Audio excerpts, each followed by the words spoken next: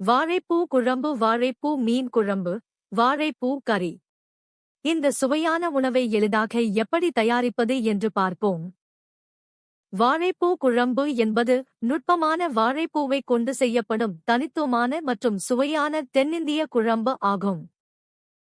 இந்த உணவிற்கு தேவையான பொருட்கள்: வாழைப்பூ, வாழை மலர், நல்லெண்ணெய், மஞ்சள் தூள், நல்லெண்ணெய், கடுகு விதைகள், வெந்தயம், சீரகம், கறிவேப்பிலை, சின்ன வெங்காயம், ஷல்லட்ஸ், பூண்டு பற்கள். படி 1. முதலில் வாழைப்பூவை சுத்தம் செய்யவும். வெளிர் நிற இதழ்கள் தெரியும் வரை வெளிப்புற ஊதாசிவப்பு இதழ்களை அகற்றவும். ஒவ்வொரு இதழுக்குள்ளும் மொட்டுகள் இருக்கும்.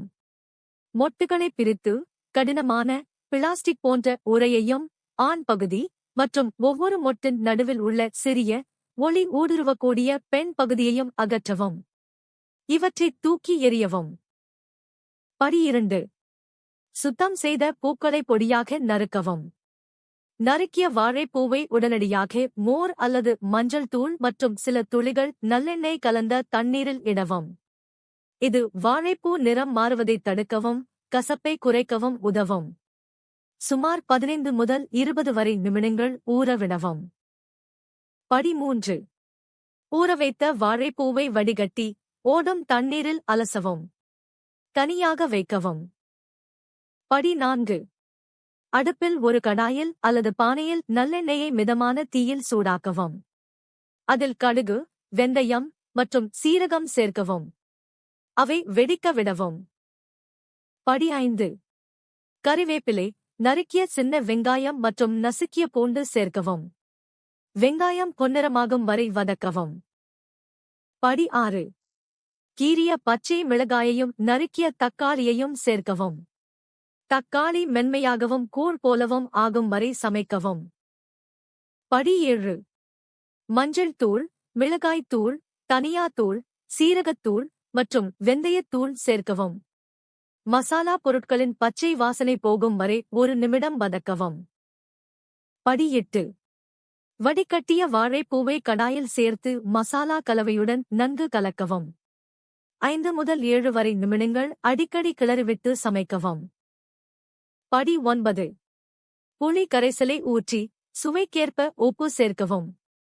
கலவையை கொதிக்க விடவும். படி 10. தேவைப்பட்டால் துருவிய தேங்காய் மற்றும் சோம்பை சிறிது தண்ணீர் சேர்த்து வழவழப்பான பசை போல் அரைத்து குழம்புடன் சேர்த்து நன்றாக கலக்கவும். படி 11. குழம்பின் கெட்டித்தன்மையை சரிசெய்ய தேவையான அளவு தண்ணீர் சேர்க்கவும்.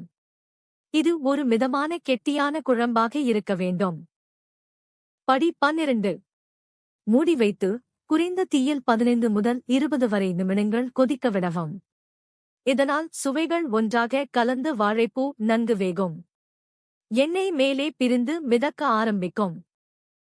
படி 13. சுவை பார்த்து தேவைக்கேற்ப உப்பு மற்றும் புளிப்புத்தன்மையை சரிசெய்யவும்.